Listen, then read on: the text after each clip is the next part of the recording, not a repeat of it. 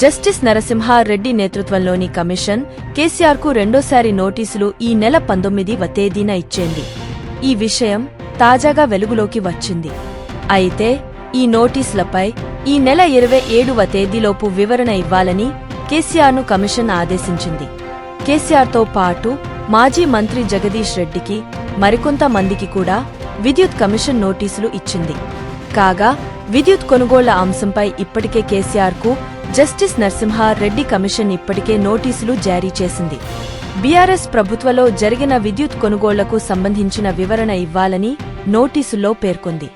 కాగా ఈ నోటీసులకు గులాబీ బాస్ ఘాటుగా రిప్లై ఇచ్చారు.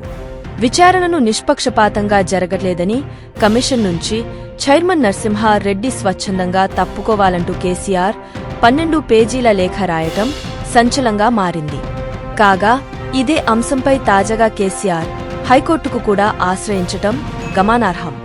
ఈ కమిషన్ను రద్దు చేయాలని హైకోర్టులో రిట్ పిటిషన్ దాఖలు చేశారు. ఓవైపు కేసీఆర్కు జస్టిస్ నరసింహారెడ్డి కమిషన్ రెండోసారి నోటీసులు ఇవ్వటం, మరోవైపు ఈ కమిషన్ మీద గులాబీ బాస్ హైకోర్టును ఆశ్రయించటంతో ఈ అంశం ఇప్పుడు తెలంగాణ రాజకీయాల్లో హాట్ టాపిక్గా మారింది. మొదటిసారి ఘాటుగా స్పందించిన కేసీఆర్ రెండోసారి కూడా నోటీసులు పంపటంపై ఎలా స్పందిస్తారన్నది సర్వత్రా ఆసక్తికరంగా మారింది. CJR టీవీని సబ్స్క్రైబ్ చేయండి. ఈ వీడియోను లైక్ చేయడం మరియు షేర్ చేయడం మర్చిపోవద్దు.